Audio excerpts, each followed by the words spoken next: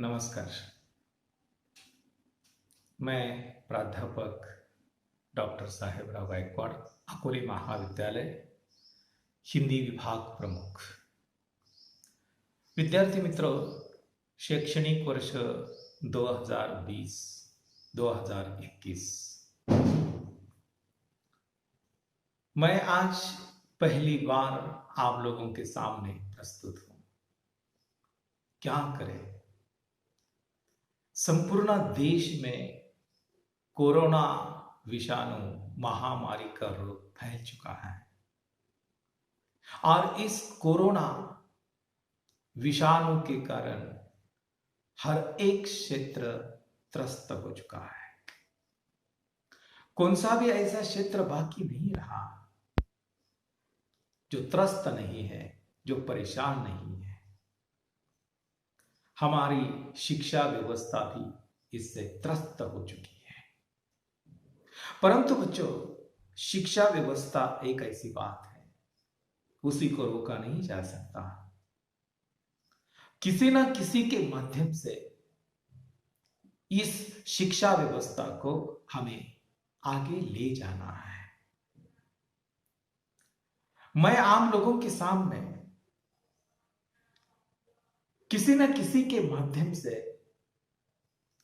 पहुंच जाऊंगा और हम आशा करते हैं कि ये कोरोना वायरस महामारी का रोग जो है, ये महामारी जो है, जल्द से जल्द यह संकट दूर हो जाए।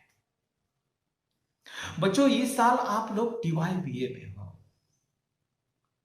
सत्य देखा जाए तो ये आप लोगों का आखिरी साल है।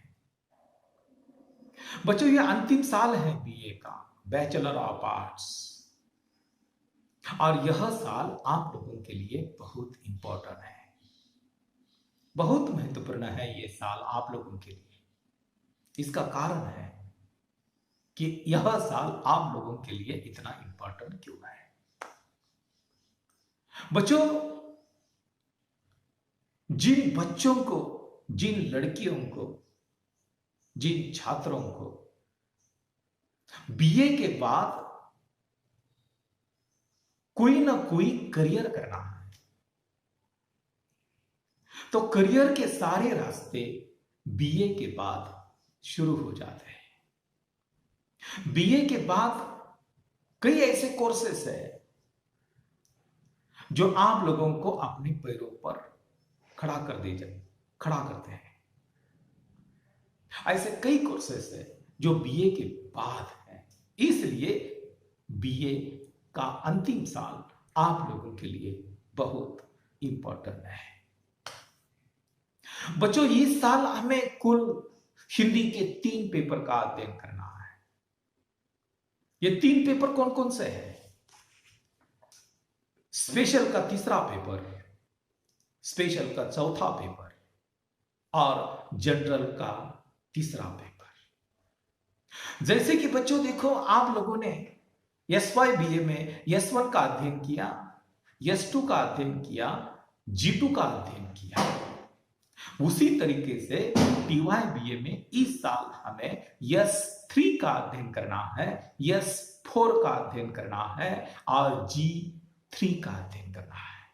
ये 3 पेपर हिंदी भाषा के है, आपके लिए कंपल्सरी है। बच्चों, ये 3 पेपर में से 2 पेपर ऐसे हैं जो मैं स्वयं पढ़ाता हूं। स्पेशल का जो 3रा पेपर है और हिंदी का जनरल का जो पेपर है, G3 का पेपर है, ये 2 पेपर मैं स्वयं पढ़ाता हूं। और हमें आप लोगों के सामने ये पाठ्यक्रम, ये सिलेबस और एक एक टॉपिक, हर एक पेपर का हर एक टॉपिक किसी न किसी मीडिया के माध्यम से आप तक पहुंचना है।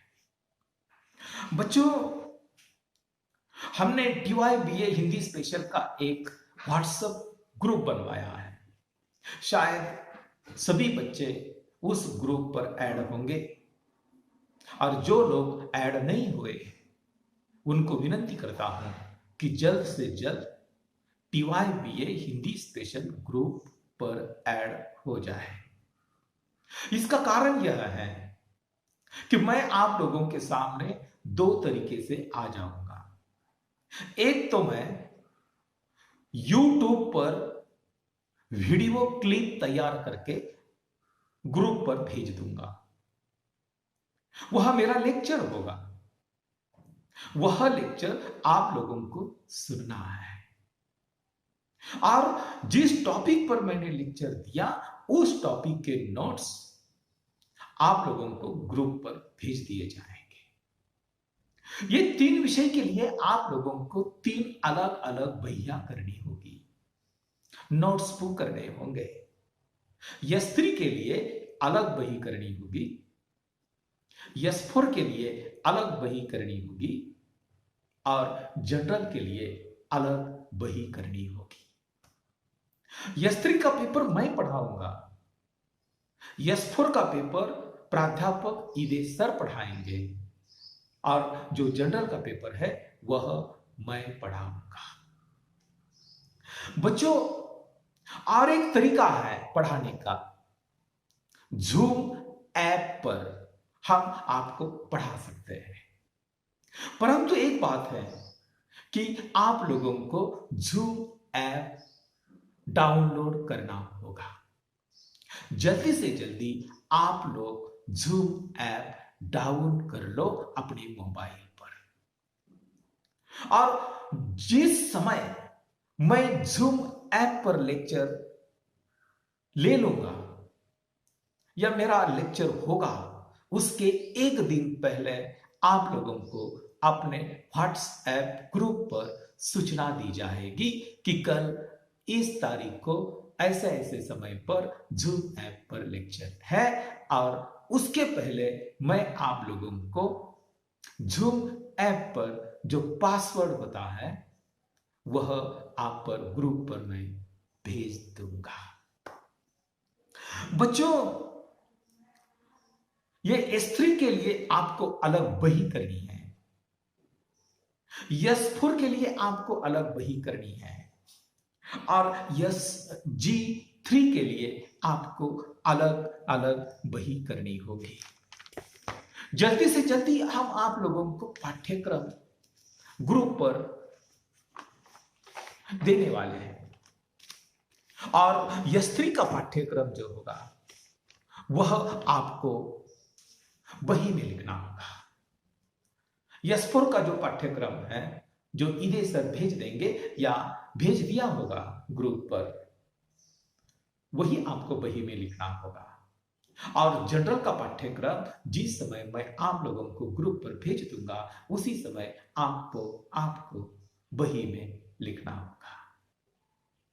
परंतु बच्चों, हम आज केवल स्पेशल का जो तीसरा पेपर है, S3 का पेपर जो है, केवल उसके बारे में हम चर्चा करने वाले हैं कि यह S3 का पेपर है क्या, इस S3 के पेपर का नाम क्या है, 6वीं परीक्षा का प्रश्न पत्र का स्वरूप कैसा होगा, उसका अंक विभाजन कैसा होगा, इसी पर हम चर्चा करने वाले हैं। बच्चों, हिंदी का यह स्पेशल का जो तीसरा पेपर है जिसे हम S3 कहते हैं, इसका नाम है हिंदी साहित्य का इतिहास।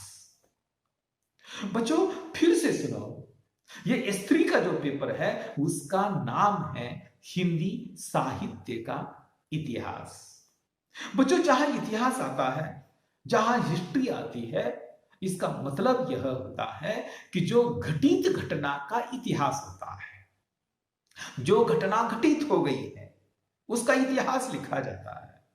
यानी भूतकाल में जो हुआ उसका लेखा जोखा यह इतिहास होता है। बच्चों, आप लोग जानते हैं, मैंने कई बार आप लोगों से कहा है क्योंकि आप हिंदी भाषा के छात्र हो,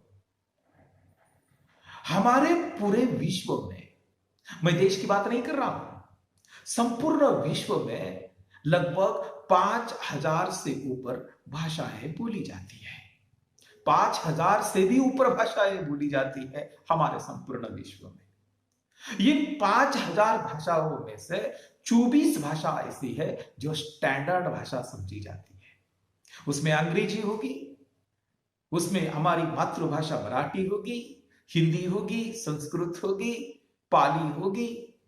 परंतु बच्चों, ये जो स्टैंडर्ड भाषा है, इन स्टैंडर्ड भाषाओं में जो साहित्य लिखा गया, कई साल पूर्व जो साहित्य लिखा गया, उस साहित्य का इतिहास लिखने का काम इतिहासकारों ने किया है।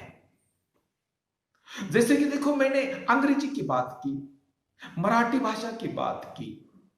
ऐसी बात नहीं है कि केवल हिंदी भाषा में आज तक जो साहित्य लिखा गया और उसका ही इतिहास लिखा गया है, ऐसी बात नहीं है। अंग्रेजी भाषा में आज तक जितना साहित्य लिखा गया, मराठी भाषा में आज तक जितना साहित्य लिखा गया, संस्कृत साहित्य में जितना साहित्य लिखा गया, उन सभी का इतिहास लिखा गया है। तो बच्चों, हिंदी भाषा में आज तक जो भी कुछ साहित्य लिखा गया, वो काव्य होगा, वो कहानी होगी, वो उपन्यास होगा, वो आत्मचरित्र होगा, संतों का काव्य होगा, इनका इतिहासकारों ने इतिहास लिखने का बहुत बड़ा काम किया है। मैं तो कहता हूं इतिहासकारों का बहुत बड़ा योगदान है। बच्चों, कभी कभी मैं सोचता हूं कि यदि ऐसा होता कि हमारी जो हिंदी भाषा है, हिंदी भाषा का इतिहास नहीं लिखा जाता तो क्या होता। बच्चों, आपके सामने भी सवाल है कि समझ लीजिए किसी भी भाषा का, भाषा साहित्य का इतिहास नहीं लिखा होता तो क्या होता। उसका जवाब यह है, अगर किसी भाषा साहित्य का इतिहास नहीं लिखा होता तो उस भाषा साहित्य के बारे में हम आज कुछ नहीं जानते। बच्चों, हिंदी साहित्य का इतिहास 1000 साल का है। यानी 1000 साल पूर्व संस्कृत भाषा में, प्राकृत भाषा में, खड़ी बोली में, ब्रज भाषा में, अवधी भाषा में, भोजपुरी में, हिंदी भाषा में कौन सा साहित्य लिखा गया, कौन कौन से कवि हो गए, वो साहित्य क्या था, उस साहित्य की प्रवृत्तियां क्या थी, इसके बारे में हम कुछ नहीं जानते। शुक्र है हम, आभारी हैं हम, धन्यवाद देते हैं इतिहासकारों को कि जिन्होंने हिंदी भाषा में 1000 साल से जो साहित्य लिखा गया उसका इतिहास लिखने का काम किया। बच्चों, एक छोटा सा सवाल है, अगर छत्रपति शिवाजी महाराज का इतिहास नहीं लिखा जाता तो क्या होता।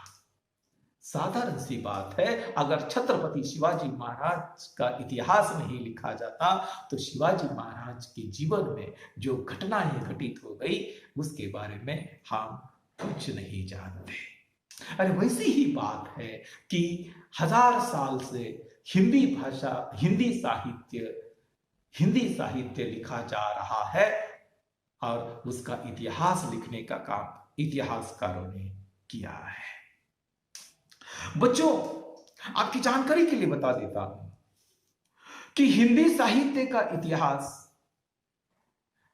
4 कालों में विभाजित किया गया है। बच्चों, हिंदी साहित्य के इतिहास को 4 कालों में विभाजित किया है, क्योंकि 1000 साल का इतिहास है।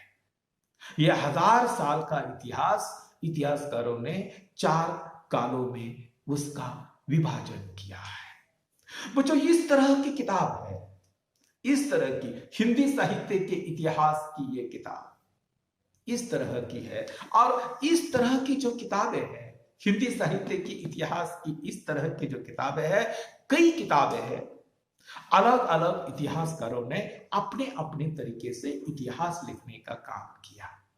हिंदी साहित्य के इतिहास की कोई एक निश्चित पुस्तक नहीं है, ऐसी कई इतिहास की पुस्तक है। जैसे कि शिवाजी महाराज के इतिहास की कई पुस्तकें हैं, इतिहासकारों ने अलग अलग ढंग से इतिहास लिखने का काम किया है। परंतु बच्चों, 1000 साल का जो इतिहास है, हिंदी साहित्य का इतिहास है, इतिहासकारों ने उसे 4 कालों में, 4 भागों में उसका विभाजन किया, उसी को बांटा। तो बच्चों, वो 4 काल कौन से हैं? वो 4 काल है, एक पहला काल है आदि काल, दूसरा है भक्ति काल, तीसरा है रीति काल और चौथा है आधुनिक काल। बच्चों, प्रथम सत्र में हमें केवल 3 कालों का अध्ययन करना है, एक आदि काल, भक्ति काल और रीति काल। और चौथा जो काल है वो आधुनिक काल है, और वह आधुनिक काल सेकंड टर्म के लिए है, द्वितीय सत्र के लिए सेपरेट उसका अलग अध्ययन हमें करना है। तो ये आदि काल, भक्ति काल और रीति काल, ये 3 कालों का अध्ययन हमें प्रथम सत्र में करना है। तो उसका पाठ्यक्रम कैसा है? आपके मन में भी उत्सुकता होगी, आपके लिए तो यह नवीन बात है कि कौन सा पाठ्यक्रम होगा, क्या होगा। बच्चों, डरने की कोई बात नहीं है, बहुत आसान ऐसा पाठ्यक्रम है। बच्चों, ये 3 कालों का जो पाठ्यक्रम है ना, ये पहला टॉपिक है आदि काल। और आदि काल में हमारे भारत देश की 4 परिस्थितियों का अध्ययन हमें करना होगा। एक राजनीतिक परिस्थिति, 2 धार्मिक परिस्थिति, 3 सामाजिक परिस्थिति और साहित्यिक परिस्थिति। यानी आदि काल में हमें 4 परिस्थितियों का प्रथम अध्ययन करना होगा। फिर आदि काल में जो साहित्य लिखा गया, आदिकालीन वीर गाथाओं की विशेषता, यह टॉपिक अत्यंत महत्वपूर्ण है। और दूसरा एक टॉपिक है आदिकालीन रासो साहित्य की प्रवृत्तियां। ये 2 टॉपिक अत्यंत महत्वपूर्ण है, क्योंकि इन 2 टॉपिक पर दीर्घ उत्तरीय प्रश्न पूछा जाता है। बच्चों, आदिकाल में 4 टिप्पणियां हैं, और वो 4 टिप्पणियां, 2 टिप्पणियां आदिकाल के 2 प्रसिद्ध कवियों का परिचय है। और आदिकाल में जो प्रसिद्ध रचनाएं लिखी गई है वह 2 रचनाएं हैं। आदिकाल के 2 प्रसिद्ध कवि है, एक पहला कवि है कवि चंद बरदाई और दूसरा कवि है कवि अमीर खुसरो। और आदिकाल की 2 रचनाओं पर टिप्पणियां हैं जो उसका अध्ययन हमें करना है। पहली रचना है ढोला मारूरा दुहा और दूसरी रचना है बिसल देव रासो। बच्चों, अभी दूसरा टॉपिक है भक्ति काल। भक्ति काल की 4 परिस्थितियों का अध्ययन हमें करना होगा कि भक्ति काल का जो समय है, भक्ति काल के समय हमारे हिंदुस्तान की राजनीतिक परिस्थिति, धार्मिक परिस्थिति, सामाजिक परिस्थिति, साहित्यिक परिस्थिति का अध्ययन हमें करना होगा। बच्चों, भक्ति काल में 2 भक्ति धारा प्रारंभ हो गई थी, 2 शाखाएं थी, एक सगुण भक्ति धारा और दूसरी निर्गुण भक्ति धारा। बच्चों, भक्ति काल में भक्ति की 2 धाराएं प्रवाहित हुई थी, एक सगुण भक्ति और दूसरी निर्गुण भक्ति। सगुण भक्ति के अंतर्गत राम काव्य और कृष्ण काव्य, और निर्गुण भक्ति के अंतर्गत संत काव्य की परंपरा, और दूसरी है सूफी संतों का प्रेम काव्य। भक्ति काल में लगभग 6 कवियों का परिचय है, 6 कवियों पर टिप्पणियां पूछी जाती है। इसलिए भक्ति काल के जो 6 कवि है, संत है, उनका परिचय हमें करना होगा। वो कौन कौन से हैं कवि? भक्ति काल के जो 6 संत कवि है उनका परिचय है, उनकी टिप्पणियां हैं, उसी का अध्ययन हमें करना है। बच्चों, उनमें से 3 ऐसे संत कवि है जिसका अध्ययन हमने SYBA में किया है, यश2 के पेपर में किया था। बच्चों, पहला संत कवि है संत कबीरदास, सूरदास, तुलसीदास, मीराबाई, कवि जायसी और कवि रहीम, ये 6 कवियों का परिचय हमें करना होगा। भक्ति काल में 2 रचनाएं अत्यंत प्रसिद्ध है। रचना यानी 2 ग्रंथ प्रसिद्ध है। एक पहली रचना है तुलसीदास की रामचरितमानस और सूरदास की दूसरी रचना है भ्रमर गीत। तीसरा टॉपिक है रीति काल। बच्चों, ये जो रीति काल है, रीति काल में हमारे देश की 4 परिस्थितियां कैसी थी। एक राजनीतिक परिस्थिति, धार्मिक परिस्थिति, सामाजिक परिस्थिति और साहित्यिक परिस्थिति, यानी रीति काल की 4 परिस्थितियों का अध्ययन हमें करना होगा। उसके बाद एक अलग टॉपिक है छोटा सा, रीति काल का नामकरण, और उसके बाद रीतिकालीन साहित्य की प्रवृत्तियां। यह टॉपिक अत्यंत महत्वपूर्ण है क्योंकि 14 अंक का दीर्घ उत्तरीय प्रश्न आपको पूछा जाता है। फिर रीति काल के लगभग 3 कवियों का अध्ययन हमें करना है। ये 3 कवियों पर टिप्पणियां पूछी जाती है। पहला कवि है रीति काल का केशवदास, दूसरा है बिहारी और तीसरा है घनानंद।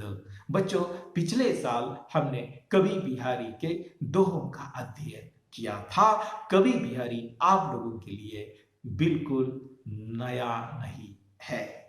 रीति काल में 2 प्रसिद्ध रचना है जिसका अध्ययन हमें करना होगा।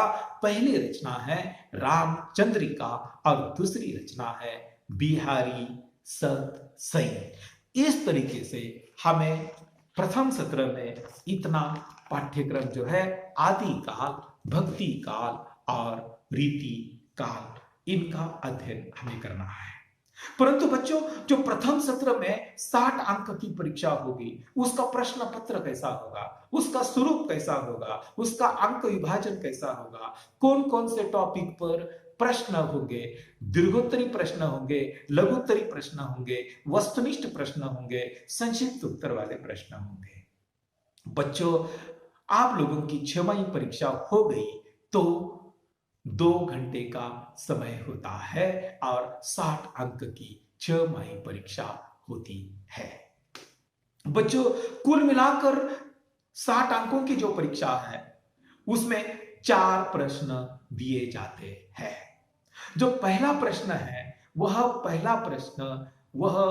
आदि काल पर दीर्घ उत्तरीय एक प्रश्न होता है और वह 14 अंक के लिए होता है।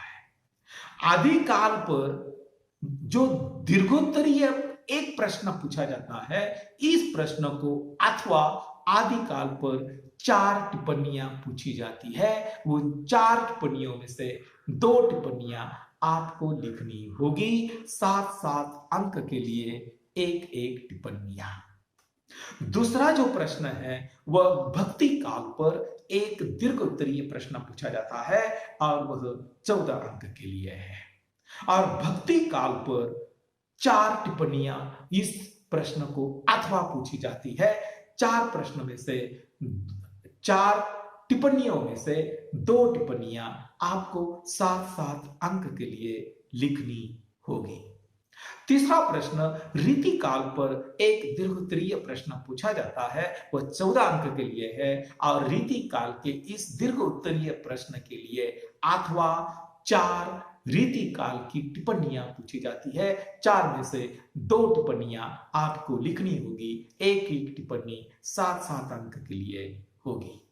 और चौथा प्रश्न जो है, चौथा प्रश्न का अवस्तुनिष्ठ प्रश्न। वस्तुनिष्ठ प्रश्न का सीधा सादा अर्थ यह है कि एक वाक्यीय उत्तर वाले प्रश्न।